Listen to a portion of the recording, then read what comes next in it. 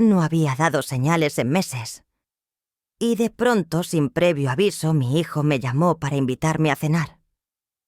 No se trataba de cualquier cena, sino de una reserva en el restaurante más exclusivo de la ciudad. Incluso aseguró que vendría él mismo a buscarme. Miles nunca había sido un hombre espontáneo y mucho menos dado a los gestos afectuosos. Así que cuando apareció con una sonrisa tibia y me abrió la puerta del coche con una cortesía casi anticuada, debí haber sospechado que algo se estaba fraguando. Pero no lo hice. Bajé la guardia y ahí cometí mi primer error. El viento ya soplaba con fuerza esa semana. En nuestro pequeño rincón de Nebraska, noviembre, siempre traía consigo un aire gélido como si el invierno quisiera colarse antes de tiempo. Aquel día, acababa de colocar la última pila de leña junto al porche cuando sonó el teléfono. Estuve a punto de no contestar. Últimamente la mayoría de las llamadas eran de la farmacia o de alguna amiga de la iglesia, pero esta vez era Miles. Su voz sonaba inusualmente serena, casi acogedora. Dijo que él y Trina pensaban que sería bonito cenar los tres sin niños, sin compromisos, solo una velada familiar. Me quedé en silencio. Miles Gant no solía proponer cosas así. Siempre tenía una excusa preparada, siempre estaba a 1000 cosas.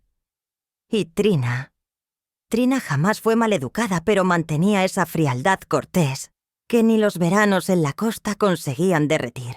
Aún así hubo algo en su propuesta que me desarmó. Tal vez fue la soledad esa que se cuela sin hacer ruido y se instala en los rincones como el polvo sobre la manta doblada a los pies de la cama.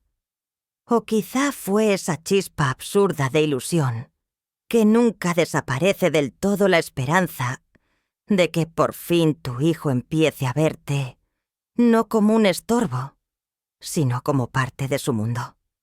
Vinieron a por mí poco antes del anochecer. Miles vestía un abrigo de lana gris perfectamente planchado. Trina una de esas chaquetas beige de doble botonadura que siempre llevaba como si fuesen una coraza. El restaurante brillaba con una luz ámbar cálida. Las mesas de madera pulida relucían, y los manteles de lino y la cubertería pesaban como los de antaño. Hacía mucho que no pisaba un lugar tan elegante. Miles me abrió la puerta con deferencia. Trina, más cordial que de costumbre, me ayudó con el abrigo y hasta elogió mi bufanda como si de repente la hubiese visto por primera vez. Durante unos instantes me permití creer que todo era genuino, que tal vez algo en ellos había cambiado. Que tal vez empezaban a mirarme sin juicio, sin lástima, como madre. Nos acomodamos en una mesa apartada junto al ventanal. El camarero descorchó una botella de vino tinto con destreza. Fue Miles quien me llenó la copa. Le dije que prefería agua, pero insistió. Aseguró que era una ocasión especial, una celebración. Le devolví una sonrisa, pero algo en mi interior se removió. Un susurro de alarma que llevaba años dormido empezó a despertarse. Quise pensar que eran los nervios, pero en lo más hondo ya lo sabía. Había algo fuera de lugar.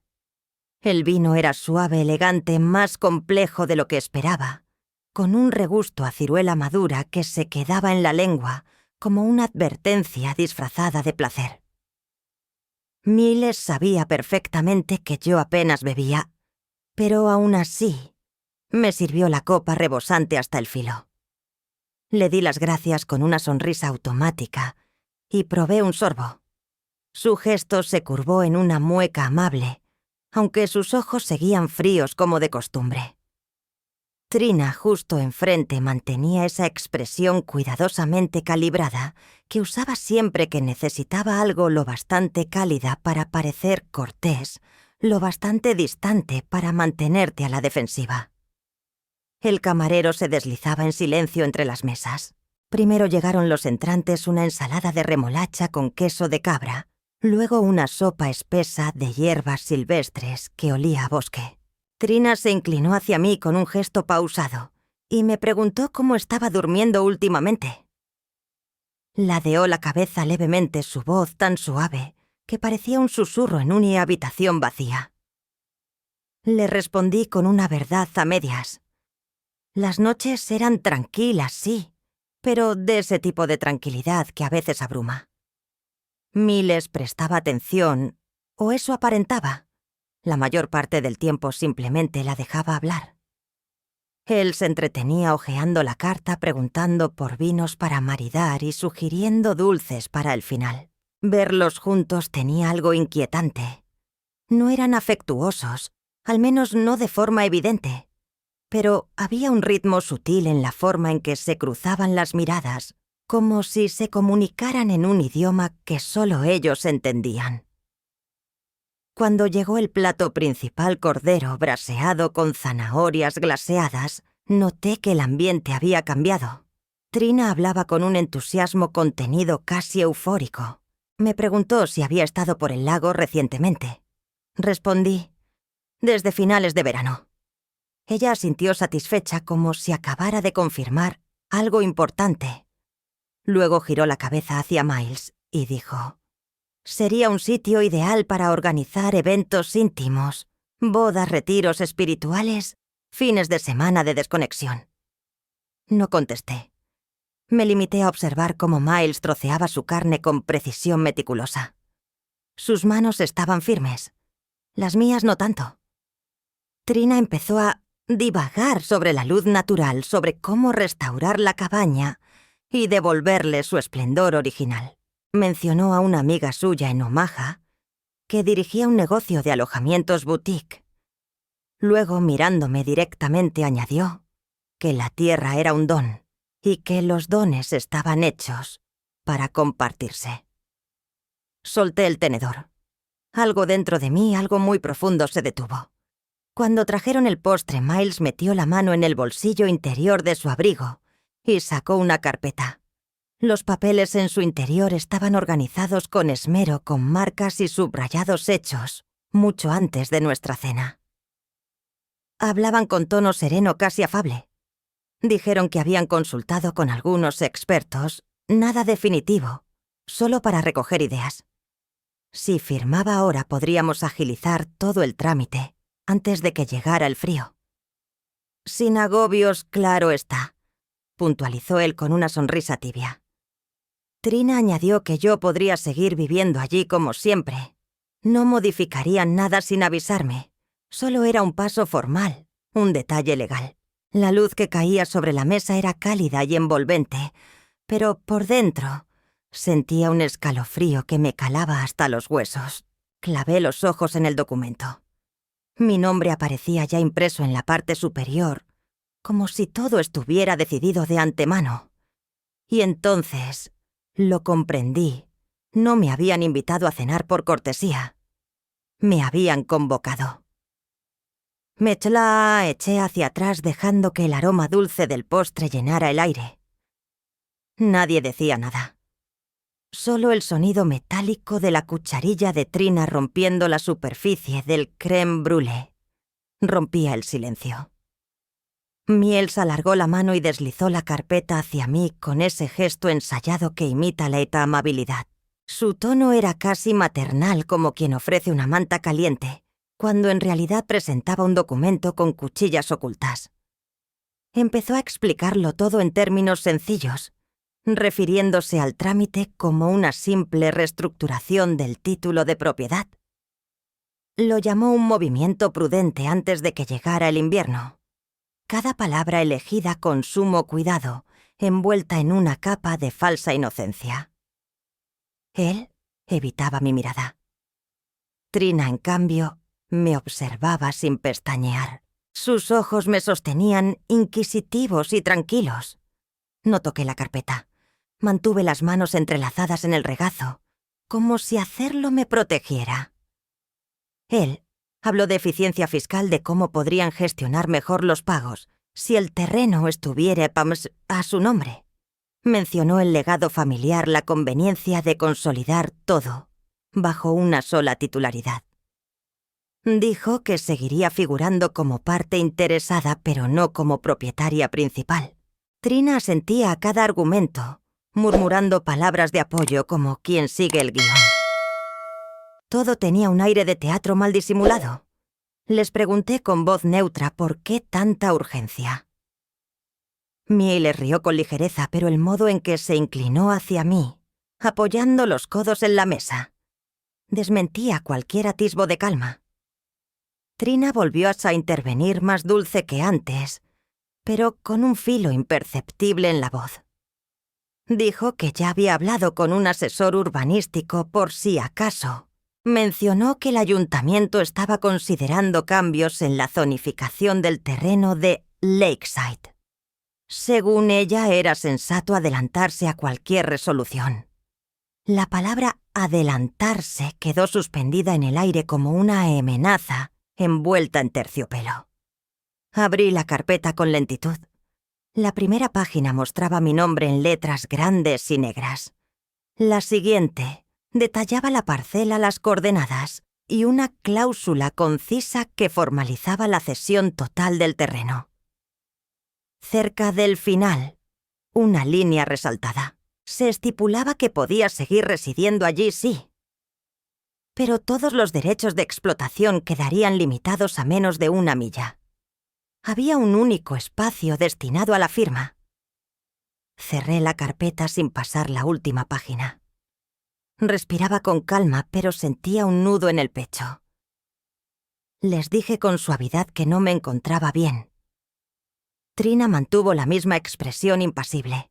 Me rozó la muñeca con ternura fingida y murmuró que podíamos retomarlo otro día. Miles esbozó una sonrisa vacía, pero vi cómo apretaba los dientes. Su mano permanecía sobre la carpeta mientras yo me incorporaba. El camarero trajo la cuenta.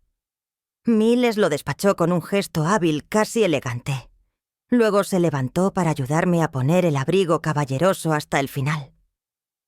Al salir, el aire de noviembre me golpeó con una frialdad que parecía personal. El aparcamiento estaba desierto, como si el mundo se hubiese vaciado a propósito. Mis botas susurraban sobre secánete el asfalto húmedo, únicas testigos de mi regreso en silencio. En el coche reinaba una quietud espesa. Miles conducía con la vista fija al frente, los faros cortando la bruma como cuchillas. Al llegar al porche repitió con una falsa despreocupación, si quería pensármelo. Asentí más por agotar el momento que por dudar. Se inclinó con una ternura ensayada y rozó mi mejilla con los labios. Trina no se molestó en bajar del coche. Ya dentro dejé la carpeta sobre la encimera como si quemara. Me quedé observándola inmóvil. La casa me recibió con un silencio que dolía un vacío que ya no era nuevo. Fui al salón y me senté junto a la ventana. El lago escondido tras los árboles apenas devolvía un reflejo apagado. Aquella tierra había sido de los míos durante más de 100 años. Mi marido solía decir que ese suelo guardaba más memorias que los viejos álbumes. Yo siempre le creí. Ahora dudaba de que nuestro hijo hubiese creído alguna vez en algo más que en su propia conveniencia. A la mañana siguiente me despertó una punzada densa en el pecho. No era física. Era esa clase de dolor que se instala cuando algo se rompe de forma definitiva. Me senté al borde de la cama con las manos descansando en las rodillas, observando la luz suave colarse por las cortinas. La habitación estaba más fría de lo normal, a pesar del leve murmullo de la calefacción. Mis zapatillas viejas y deformadas eran lo único que me anclaba al suelo. Me movía con lentitud como si el cuerpo supiera algo que la mente aún no había verbalizado. En la cocina el café sabía a ceniza por más cucharadas de azúcar que echara.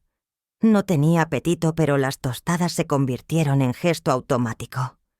Las masticaba como si fueran papel. No lograba apartar la mente de lo ocurrido anoche. La manera en que Miles evitó mirarme mientras deslizaba los papeles sobre la mesa.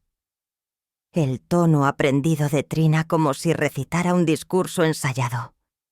Y su mano demasiado rápida, demasiado cómoda, acariciando el bolígrafo junto a la carpeta. Aquella cena no fue una reunión familiar, fue una emboscada. Había sido un intercambio disfrazado de conversación familiar, y yo era el bien prescindible. Intenté convencerme de que exageraba, que quizás solo querían estar preparados para lo que pudiera venir. Pero aquella punzada persistente en el estómago me gritaba otra cosa. No era solo lo que pedían, era cómo me miraban, como si el trato ya estuviera cerrado. A mediodía salí al porche. El lago permanecía inmóvil, como si el agua hubiera decidido no respirar. Una fila delgada de gansos cruzaba la superficie en línea recta, como si alguien cosiera un hilo oscuro sobre raso. Durante años esta casa fue mi santuario. Pero ahora aquel mismo silencio que tanto me había sanado, me asfixiaba. Los árboles antes protectores parecían ahora vigías mudos. Caminé sin prisa por el sendero trasero hasta llegar al banco de madera junto al lago. Lo construyó mi marido el año antes de marcharse para siempre. Solía sentarse allí, termo en mano, murmurando viejas canciones que ya nadie recuerda. Ese banco era más que madera. Era memoria. Me senté. Intenté que el dolor en el pecho encontrara su sitio. Su voz me vino clara como si el viento la trajera. Siempre fue tajante respecto a esta tierra. Quería que se quedara en la familia. No para que se lucraran con ella ni para levantar proyectos que la desfiguraran, sino para mantener las raíces vivas. Me confió ese deber. Siempre creí que algún día se la entregaría a Miles, cuando madurara, cuando comprendiera lo que significaba este lugar. Pero anoche me lo dejó claro, no deseaba su espíritu, solo su valor. Lo que podía sacar de ella, no lo que representaba. Al regresar a casa pasé por el recibidor donde colgaban las fotos familiares. Algo me detuvo. Faltaba una. Una foto pequeña antigua en la que salía yo con una cesta de flores del lago entre los brazos. La tomó Miles una mañana de primavera. Me dijo que nunca me había visto tan serena. Busqué en el cajón donde solíamos guardar los marcos viejos. Nada. No estaba. Me quedé mirando ese hueco vacío en la pared. Nadie me lo tuvo que explicar. Esa imagen había desaparecido como había desaparecido también la parte de mí que ya no encajaba en sus planes. Aquella noche no cociné. Abrí una lata de sopa. La dejé en la estufa demasiado tiempo. No era rabia lo que sentía, al menos no todavía. Era vacío. Me senté junto a la ventana sin encender la luz. El lago reflejaba una luna fina metálica. Me envolví con una manta en silencio, como si esperara escuchar su voz en algún rincón del viento. Pero no llegó. Solo el silencio. Y en ese silencio algo se quebró. No fue tristeza ni temor. Fue otra cosa. Algo más firme. El primer susurro de una decisión. 2 días después me presenté en casa de Miles. No era algo premeditado. Tenía una caja con latas de comida que adoraba de niño, y pensé dejárselas antes de Navidad. Un detalle. Me quedé unos segundos en el porche sujetando la caja, mirando la corona de adorno que colgaba de la puerta. Una cinta roja sin alma como sacada de un catálogo. Trina abrió.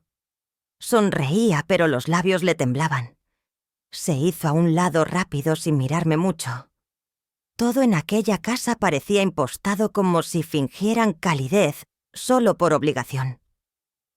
Crucé el umbral y me detuve. Allí, colgado en el pasillo, vi un collage familiar nuevo. Todo perfectamente enmarcado. Fotos relucientes, sonrisas estudiadas. Un verano en el lago, un cumpleaños infantil, una barbacoa elegante. Todos posaban con soltura como si su felicidad fuera indiscutible. Pero yo no aparecía, en ninguna, ni una sola imagen. Me acerqué. Coloqué la yema de los dedos sobre el cristal. Miles aparecía en el centro de casi todas las fotos, rodeando con el brazo a Trina o a uno de los críos. Todos sonreían. Se respiraba felicidad, una unidad perfecta. Pero yo era como si nunca hubiera existido. Había desaparecido del encuadre borrada. Trina cruzó detrás de mí y con voz melosa comentó que las había mandado imprimir hacía una semana un detalle para Navidad. Su tono era ligero, casi cómplice, pero ni rastro de una disculpa, ni la más mínima alusión a mi ausencia. Me giré despacio y dejé la caja metálica sobre la consola del recibidor. Miles no estaba en casa. Eso me dijeron. No pregunté. No quise arriesgarme a escuchar otra excusa desganada que me retumbara en el pecho durante días. Antes de salir, mis ojos se posaron en una pila de regalos junto a la chimenea. Uno de ellos llevaba una etiqueta que decía «Para la abuela», pero no era la letra de Miles. Era infantil, temblorosa. Sobre la caja una tarjeta hecha con crayones. «Te echo de menos». Casi me derrumbé allí mismo. Pero en lugar de eso me irguí y me fui. El viento había cambiado, soplaba violento, cortante, se colaba por el abrigo como si supiera que no tenía dónde anidar. Caminé hasta el coche con las manos metidas hondo en los bolsillos. Justo al girar para salir del barrio, pasé por delante del cartel de la iglesia. Anunciaba una cena comunitaria por Acción de Gracias. Ese año no me habían llamado. Ni una invitación. Nadie preguntó si tenía planes. Otros años yo traía el relleno o el pastel de calabaza. Esta vez ni siquiera se mencionó. El silencio fue absoluto y elegido. De vuelta en casa me quedé sentada largo rato en el porche. La caja de los regalos seguía dándome vueltas en la cabeza. No podía quitarme de encima aquella imagen, esa pared repleta de fotografías, reluciente, impecable y completamente ajena. Mi ausencia no fue un olvido. Fue una decisión, una purga.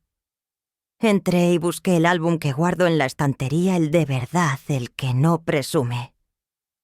Aquel lleno de fotos gastadas, de sonrisas torcidas de luz natural y esquinas dobladas.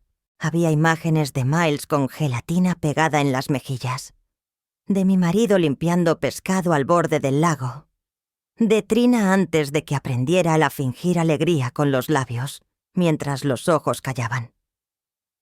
Fui pasando las páginas hasta encontrar la que ya no colgaba de la pared. Era la foto de Miles y yo en el embarcadero. Él tenía 8 años, sostenía una rana entre las manos y reía con los ojos completamente abiertos brillando. La saqué con cuidado del plástico y la coloqué en un marco pequeño. Luego la puse al lado de la ventana, justo donde la luz de la tarde la tocaba con ternura. Allí nadie podría retirarla. Era hora de rescatar lo que fue verdadero, aunque ellos eligieran olvidarlo. Y entonces, una mañana cualquiera, lo inesperado comenzó. Una voz baja tensa rompió el silencio desde la ventana entreabierta. Algo se estaba gestando. Acababa de entrar tras barrer el porche cuando lo escuché. El viento arrastró su voz a través de la ventana de la cocina abierta de par en par. Me detuve en seco con la escoba aún entre los dedos. Trina paseaba hablando por teléfono, su silueta avanzaba lentamente por el sendero de grava entre el lago y el campo de heno del vecino. Quizá creyó que no estaba en casa, o más bien que me daba igual. Su voz sonaba nítida, directa, casi arrogante. Hablaba de inversores de permisos de algo llamado Retiro Brenna, en Lost Lake. Su tono no dejaba lugar a dudas. No era una idea, era un hecho.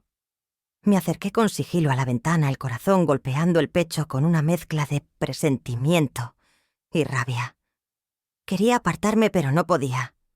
Trina mencionó la última parcela. El terreno de Esther, dijo sin titubear.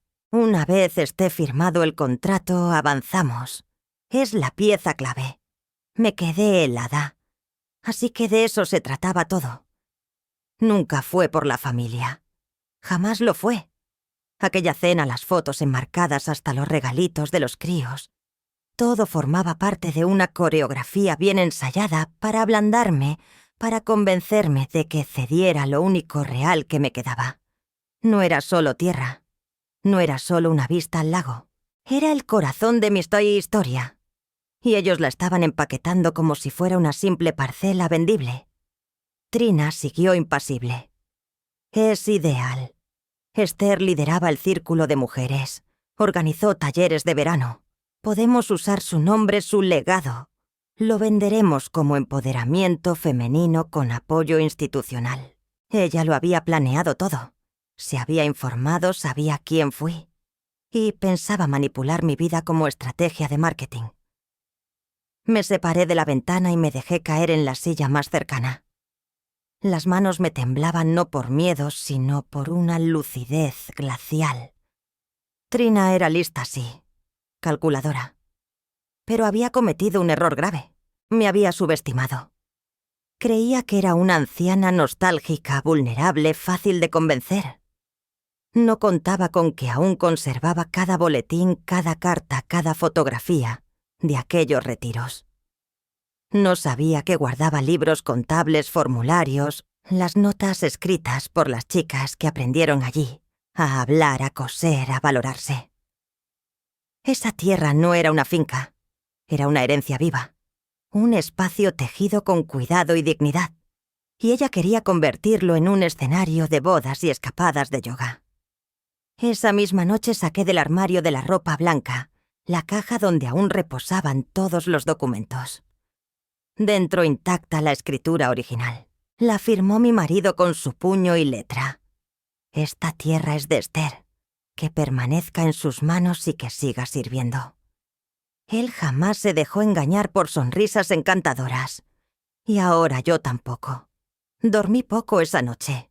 En lugar de eso, escribí una lista precisa con contactos legales. El nombre del abogado que ayudó con el testamento, miembros de la junta vecinal, antiguas compañeras del círculo, aliadas mujeres, discretas, pero leales. Al amanecer lo tuve claro. No iba ni a luchar con furia, sino con memoria. No con gritos, sino con papeles. Trina tenía su proyecto, pero ahora yo tenía el mío. La mañana siguiente, al escuchar aquella llamada, preparé café. Dejé la taza al lado del fajo de documentos recién desempolvados. La caja del armario de la ropa blanca ahora estaba abierta. Y yo también. El expediente tenía ese leve aroma a madera antigua y tinta reposada. Hacía años que no lo hojeaba, pero cada página estaba grabada en mi memoria como si fuera un mapa de mi dignidad. Esta vez no me temblaban los dedos. A media mañana marqué el número. Harold Tilson. Jubilado ya refugiado en un pueblo apacible al norte, pero su voz conservaba esa mezcla de templanza y autoridad que recordaba de cuando ayudó a mi marido a sellar sus últimas voluntades. Me presenté, aunque él no lo necesitaba. Recordó todo. Y cuando le conté el motivo de mi llamada, no hubo sobresalto, sino una pausa cargada de esa comprensión que solo otorgan los años. Conversamos cerca de 1 hora.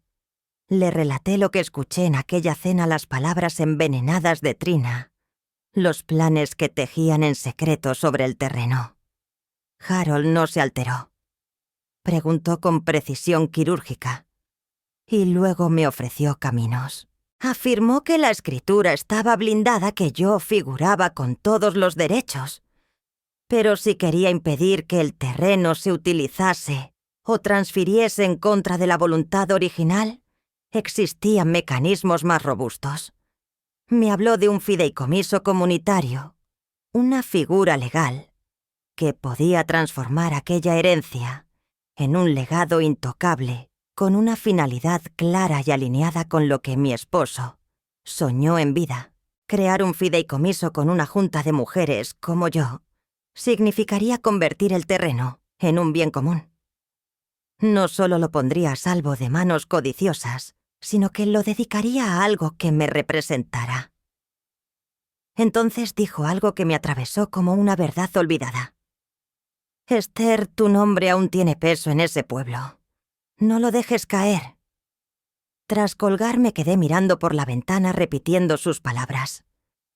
Mi nombre, mi raíz, durante demasiado tiempo. Permití que los demás asumieran que yo me apagaba. Pero no era así. Simplemente me había retirado a observar. Ahora tocaba volver al frente. Llamé al centro comunitario y dejé un mensaje para Diane. Luego marqué el número de Loretta, mi compañera, en el programa de lectura. Y más tarde hablé con Mara, que seguía impartiendo talleres para mujeres mayores en la biblioteca frente al lago. Ellas no eran figuras públicas, pero sostenían el pueblo desde las sombras. Mujeres que habían gestionado ayudas, escrito a mano cientos de folletos y horneado pasteles para financiar causas nobles. Silencio que tejía poder. Acordamos vernos esa misma tarde. No era solo una reunión para tomar té. Era una estrategia en construcción. Esa noche escribí la misión. La bauticé Fundación Luz en el lago, un espacio para formar, refugiar y dar voz a mujeres mayores. Invertiría mis propios ahorros para la primera fase. El terreno sería la piedra angular. No firmaría cesiones. No concedería permisos a nadie para arrebatarme lo mío.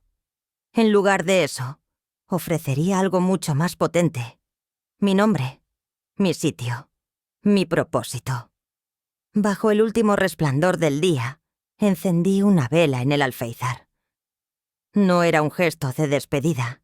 Era la señal de que algo que había estado germinando en el silencio, por fin tomaba forma.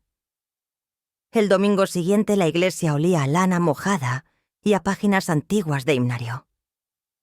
Afuera el viento de noviembre seguía mordiendo, pero dentro, entre aquellas voces cálidas y el susurro del órgano, el tiempo parecía arrodillarse. Me senté en la tercera fila contando desde atrás. Había ocupado ese mismo banco cada domingo durante la mayor parte de mi vida. Pero aquella mañana, algo cambió. Tal vez no fuera la iglesia en sí, sino la forma en la que mis ojos por fin empezaban a ver las cosas tal y como eran. El reverendo Hatch subió con paso cansado al púlpito. Su voz serena y marcada por los años ya no albergaba urgencia, solo una sabia resignación de quien ha acompañado a vecinos a la tumba y bendecido a sus bisnietos sin hacer ruido. No hablaba del pecado ni del castigo. Hablaba de lo diminuto que nos mantiene unidos. Leyó un pasaje de Corintios, cerró la Biblia y pronunció una frase que se me clavó, como si alguien me la susurrara directamente al oído. Perdonar no significa rendirse. Puedes seguir queriendo a alguien sin entregarle las llaves de tu casa, de tu paz, ni de tu tierra. Algunas cabezas se giraron, otras asintieron. Yo no me moví. No porque me costara, sino porque ya sabía lo que venía. Aquello no era solo un sermón, era una señal. Y sin embargo sentí que el mismísimo Dios había puesto esas palabras en su boca solo para mí. No lloré. No había lágrimas que derramar. Lo que sentía no era tristeza, era revelación. Al terminar el servicio no me detuve a tomar café ni a intercambiar sonrisas huecas en la sala comunitaria. Salí caminando bajo el viento helado, el abrigo bien cerrado y los guantes bien sujetos en la mano. El pueblo soplaba viejo y conocido a mi alrededor, pero yo caminaba como si lo atravesara por primera vez. No tenía prisa. Cada paso era firme, casi ceremonioso. Pasé frente al lago con el nivel del agua bajo como cada invierno. Las ramas secas arañaban el cielo, pero en mi mente ya brotaban los verdes de la primavera. Al llegar a casa no colgué el abrigo. Me senté directamente ante el costurero. No buscaba hilo ni tijeras.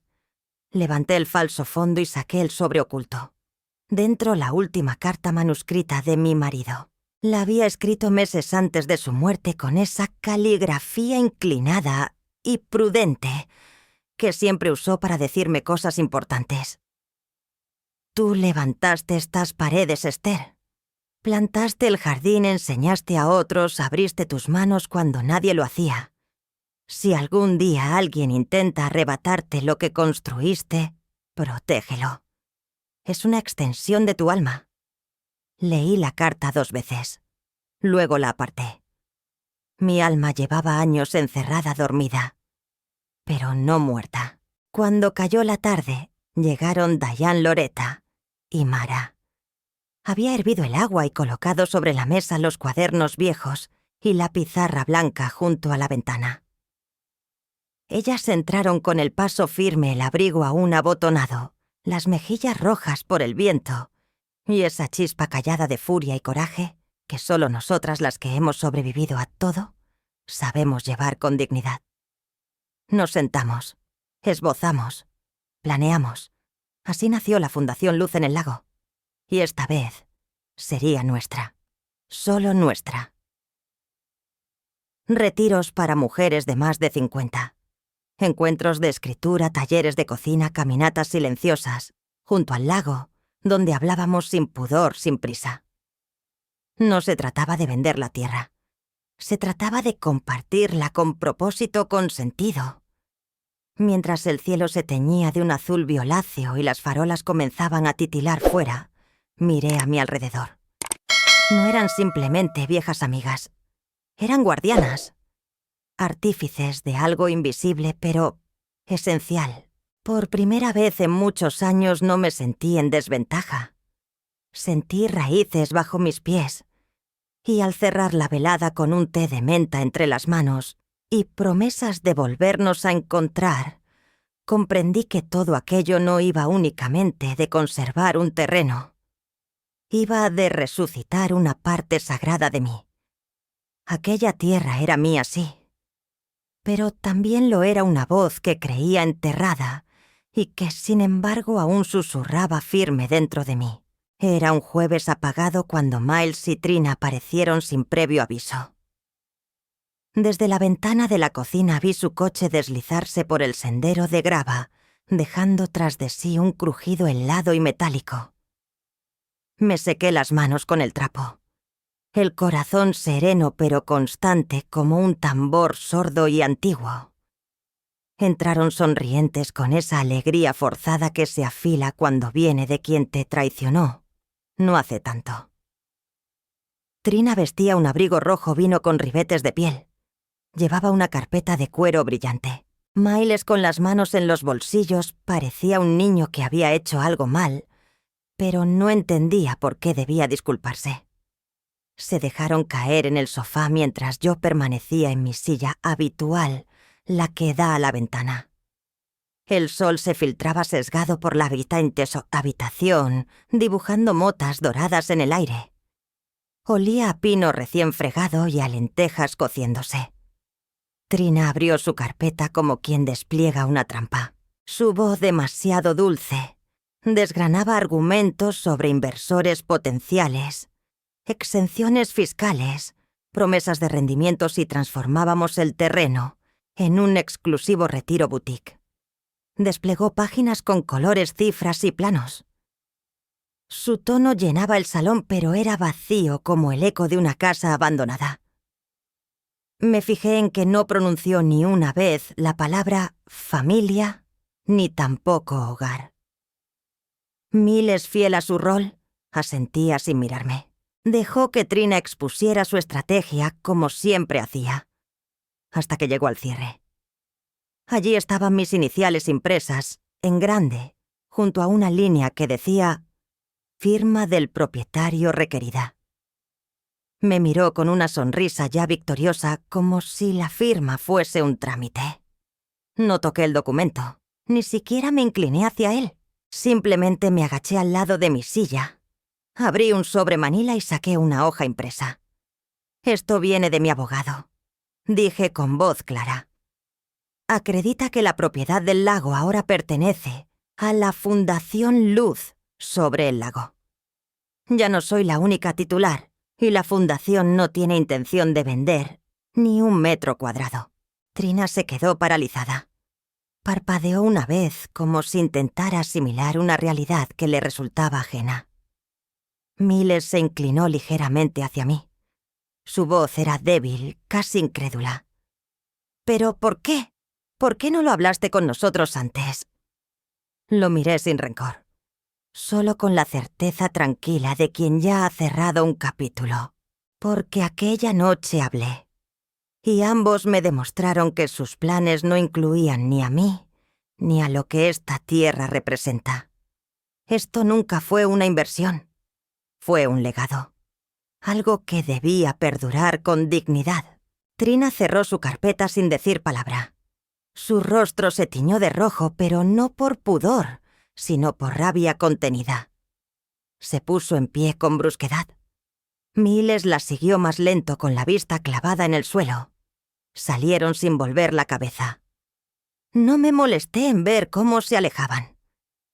Recogí los documentos que Trina había dejado en la mesa de centro, los hojeé sin interés y los deslicé sin ruido junto al fuego de la chimenea. Las llamas ascendían voraces, devorando los bordes como si fueran papel antiguo. Observé cómo se cerraban sobre sí mismas, sin apartar la vista, hasta que solo quedó un lecho de cenizas oscuras y crujientes.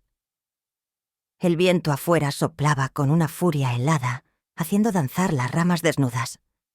Pero dentro de mí algo ardía con otra temperatura. No era triunfo, era alivio. No había ganado nada en concreto, pero había dejado de mendigar comprensión. Ya no esperaba que nadie viera las cosas como yo. Y en esa renuncia, algo cambió. Por fin sentí que aquella casa, aunque herida, era únicamente mía. La mañana del acto fundacional amaneció con un silencio espeso, casi sagrado. El lago parecía un espejo cubierto de aliento, atrapado entre la niebla y el cielo plomizo. Me quedé en el porche abrazando una taza de café amargo entre las manos. Escuchaba la quietud como quien escucha un secreto, y esta vez no me pesaba, lo sentía justo. No quería un evento ostentoso. Lo pedí sencillo, sin adornos innecesarios. Un pequeño círculo, algunas vecinas del centro de día, el pastor del barrio, el abogado que me ayudó con los papeles. Sin cámaras, sin globos, sin falsas sonrisas. Solo unas sillas modestas bajo el sicómoro, enfrentadas a una tarima improvisada que daba al agua. Todo lo que necesitaba estaba allí. La gente fue llegando despacio sin hacer ruido. Algunas eran mujeres a las que enseñé a administrar lo justo cuando trabajaba en servicios sociales. Otras viejas amigas del club de lectura. Una mujer mayor que no veía a su hija desde hacía años me abrazó como si me devolviera algo. Sonreímos con ojos húmedos antes siquiera de pronunciar una palabra. Subí al podio de madera, respiré hondo y miré al grupo. Estaban atentos, pacientes, expectantes. Imagino que os preguntáis por qué estoy aquí hablando, en lugar de estar tranquila en casa. Dije, y algunas se rieron bajito. Pero lo cierto es que pasé demasiados años esperando que quienes me querían entendieran lo esencial, lo fundamental. Y lo que descubrí lenta y dolorosamente es que a veces hay que dejar de esperar. Hay que construir aunque sea para una sola persona, para ti. Hice una pausa. El lago seguía inmóvil. Esta tierra nunca fue pensada para generar dinero. Fue pensada para sembrar algo bueno. Bajé la voz. Por eso hoy nace la Fundación Luz del Lago. Su primer objetivo es sencillo pero poderoso: financiar programas que formen a mujeres mayores como cuidadoras en residencias, dándonos así un poco de control en un mundo que suele apartarnos. Vi cabezas asintiendo. Una señora susurró algo y se limpió los ojos con disimulo. Yo continué. No pienso delegar esto. No pienso dejarlo en manos ajenas. Lo guardo aquí donde debe estar, entre quienes aún creemos en los comienzos, aunque lleguen tarde. El aplauso fue suave, pero creció como una ola cálida. No era estridente. Era íntimo como una manta bien tejida en una tarde de invierno. Después nos sentamos a compartir sopa caliente y pan de maíz. Algunas trajeron dulces envueltos en papel de aluminio. Y entonces, por primera vez, en mucho tiempo, reímos de verdad. Se contaban historias. No éramos unos críos, pero en aquel instante nos sentíamos intrépidos completos. El lago guardaba silencio como si supiera más de lo que decía. No pensé en Miles, ni en Trina, ni un segundo, porque ese día no iba de ausencias, iba de lecciones. Y por fin, después de tanto tiempo, yo me había elegido a mí misma. Era un jueves templado sin nada especial cuando vi el titular. El periódico local estaba medio abierto sobre el banco del porche, como cada semana cortesía de la amable Marlene. No esperaba gran cosa. Lo habitual, alguna nota sobre el ayuntamiento o el último premio de mermeladas caseras. Pero esta vez, ahí estaba el nombre de Trina en mayúsculas, en plena portada. Y no precisamente para bien. El ambicioso proyecto de Trina Brenner junto al lago fracasa tras perder apoyo financiero y ser rechazado por los vecinos. Leí el titular de un tirón. Luego volví atrás y lo leí despacio, palabra por palabra. Había una foto de Trina de hacía unas semanas en plena reunión de la Cámara de Comercio. Su pose impecable, esa media sonrisa, ensayada para las cámaras. Pero en blanco y negro, algo en ella parecía más frágil, más lejana. El artículo era conciso pero afilado. Narraba cómo la idea de convertir aquel rincón del lago en un refugio de lujo se había desmoronado sin inversión privada suficiente y con un pueblo entero en contra. Hablaban de problemas éticos con el terreno del daño ecológico de mentiras encubiertas sobre el origen de la finca. Había declaraciones de vecinos. Uno dijo: «Nunca sentimos que eso fuera para nosotros». Y otro, sin rodeos: «Me alegra que esa tierra se haya quedado donde le corresponde». Doblé el periódico con cuidado, lo dejé otra vez en el banco y volví a entrar. No sentí euforia. No hubo una explosión de júbilo, solo una paz serena. Una certeza callada. Mis actos, aunque invisibles, habían tenido peso. Esa misma tarde bajé al lago. El aire era suave, con olor a resina, y algo dulce, como flores silvestres después de la lluvia. La tierra aún guardaba la humedad de la noche anterior. Caminé despacio por la orilla dejando que mis pies se hundieran ligeramente en el barro blando. El agua rozaba las piedras con una calma constante, sin prisa ni pausa. Miles no llamó. Trina no apareció. Y por primera vez ni siquiera me importó, porque en aquel rincón del mundo sin testigos yo sabía que había ganado. Durante demasiados años viví esperando que las personas se transformaran en aquello que yo anhelaba. Pero un día entendí que soltar no siempre es perder. A veces es abrir los ojos y ver con claridad quiénes fueron siempre, en realidad. Dentro de casa me preparé un té y me acomodé en el sillón junto a la ventana, el mismo donde solía leer cuentos a los niños cuando aún creían que el amor era eterno. Tomé mi cuaderno y sin dudar escribí en la parte superior de una hoja en blanco: «No soy alguien a quien se pueda borrar». Entonces dejé el bolígrafo y esbocé una sonrisa serena. Ni dolida ni altiva. Plena. Guardé el pequeño espejo durante años, uno de marco de madera gastado por el tiempo, comprado en una feria de segunda mano. Nada especial. Pero la mañana después de que saliera aquel artículo lo coloqué sobre la mesa del salón, justo al lado de mi rincón favorito. Aquel amanecer era límpido y cortante. Al otro lado del cristal el lago resplandecía como un espejo helado. Me senté con mi té de limón envuelta en el viejo chal verde que Jack me regaló una vez por nuestro aniversario. Todavía conservaba un tenue aroma a cedro. Incliné el espejo dejando que la luz me revelara. El reflejo mostraba un rostro marcado, unos ojos cansados pero lúcidos y unos labios que no temblaban de tristeza, sino de aceptación callada. Desde entonces, cada mañana me miro no para contar arrugas ni buscar juventud, sino para plantearme una pregunta sencilla sin pronunciarla. ¿Hoy viví con verdad? ¿Fui quien deseaba encontrar en los demás? La respuesta no siempre fue afirmativa, pero últimamente, sí. Casi siempre sí. Y con ello la casa volvió a respirar. El silencio ya no me asusta. No es vacío, es presencia. Guarda la memoria y da paso a comienzos nuevos. La tierra ya no es una trinchera que defender, sino un espacio que se comparte. Las mujeres que ahora cruzan mi puerta traen su propio equipaje, heridas, coraje, renacimientos. Miles no ha llamado. Trina ha desaparecido de las reuniones del pueblo. Se escuchan rumores, pero yo ya no los recojo. Esa historia no me pertenece. He aprendido a vivir en otro compás. Mañanas de reflexión ante el espejo. Tardes enseñando a mujeres a manejar subvenciones, a leer cláusulas que antes las silenciaban, a blindar lo que es suyo. Y noches con el rumor constante del lago como un corazón que nunca me traiciona.